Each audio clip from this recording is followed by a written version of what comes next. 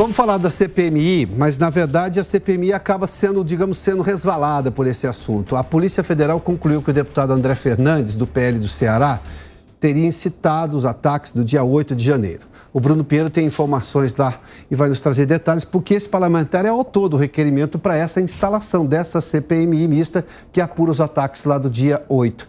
Ô Bruno, vamos lá. Essa situação agora fica bastante delicada por vários aspectos. Sim, o fato objetivo da Polícia Federal está dizendo que esse deputado teria incitado essas manifestações. É um. Fato é que foi ele que pediu essa CPI, que quer investigar muito mais do que um lado, quer investigar ambos os lados. Como é que vai ficar toda essa história?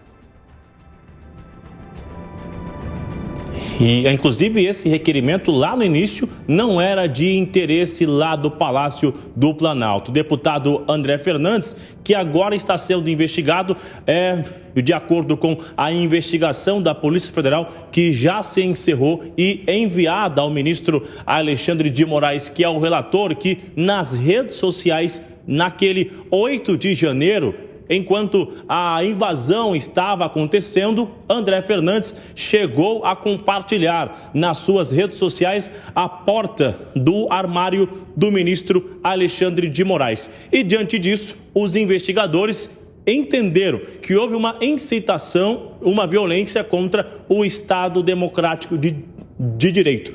Em relação a isso, acaba surgindo logo na sequência esse requerimento para que fosse instalada uma CPMI. A CPMI está instalada. Acontece na quinta-feira essa reunião. O que vai dificultar, e alguns nomes estão entendendo que será um clima ruim, porque André Fernandes estará aqui ao lado da oposição e isso será jogado na roda literalmente o tempo inteiro, que ele é investigado e não tem nenhuma condição de investigar esses atos. Ele chegou a responder que existe um interesse, um sentimento em ser ouvido aqui no banco dos réus da CPMI, ou seja, esclarecer à luz do dia o que realmente aconteceu no 8 de janeiro. E aí, ele respondeu, inclusive, que só vai responder isso durante os autos e através de uma nota, não vai responder agora. Alexandre de Moraes, que é o relator, aguarda uma resposta do Ministério Público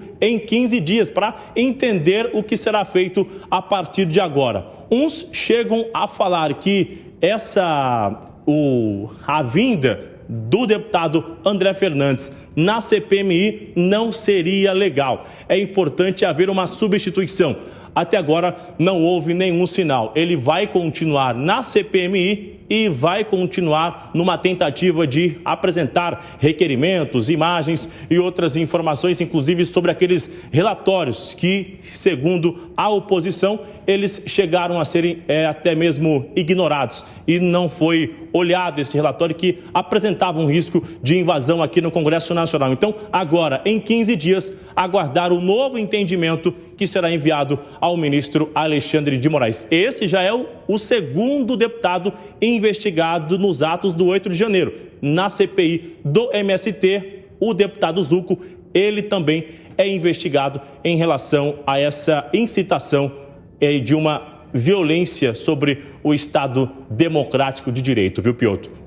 O Bruno, vamos lá, mas esse compartilhamento que fez o deputado André Fernandes veio com alguma frase, digamos, de incitação, ou ele só, digamos, compartilhou aquela foto, e no caso era o armário ali do Supremo Tribunal Federal do ministro Alexandre de Moraes?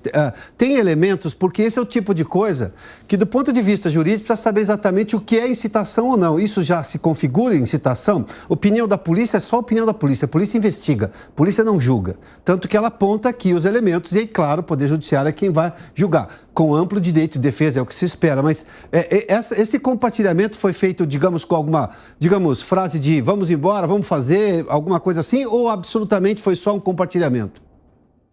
Ele chegou a escrever: se alguém risse daquela foto ou dessa risada, iria até ser preso. Isso foi o que disse André Fernandes. Seria uma forma irônica que ninguém desse risada, porque senão seria alcançado através da justiça. Foi justamente esse o tom que ele escreveu na legenda que ele chegou a compartilhar. Cerca de um dia antes, houve uma outra divulgação nas redes sociais, que foi entendido como um outro ataque contra Lula, que havia recém-assumido, chegado no Palácio do Planalto. Então, essas foram as duas imagens que foram compartilhadas. Essa do 8 de janeiro era justamente dessa foto do armário do ministro Alexandre de Moraes, que esses invasores chegaram a arrancar durante essa invasão. Bruno, muito obrigado pelas informações aí. Bom, vamos só contextualizar rapidamente, daí a importância do Congresso Nacional ter tempo para discutir, por exemplo, a questão das fake news, esse projeto de lei das fake news. Foi pedido regime de urgência, foi direto para o plenário, o governo percebeu e os defensores do projeto, sobretudo o governo que é um defensor desse projeto, não conseguiu ali ter maioria, retirou o projeto e agora está, digamos, caminhando nos escaninhos do Congresso Nacional, no caso da Câmara dos Deputados. Mas, por exemplo, compartilhamento de alguma coisa que pode ser ruim, isso é crime ou não é? A frase que você diz, se ela tem sentido literal é uma coisa, se ela tem um sentido dúbio, bom, em dúbio na justiça brasileira, até outro dia era pró-réu, ou seja, se eu não tenho absoluta convicção, certeza de que a intenção foi aquela, não se pode punir o réu.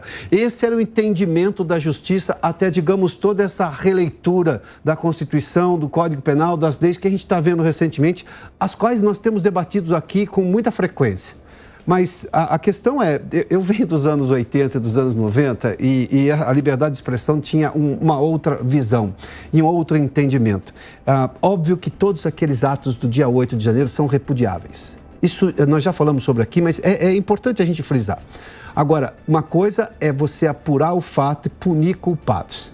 A outra coisa é fazer perseguição política. A questão é uma busca por um culpado ou é uma perseguição política? O que a polícia fez foi, digamos, terminar o inquérito de investigação. Ponto. Ela vai lá e dá uma opinião. E é uma opinião só da polícia.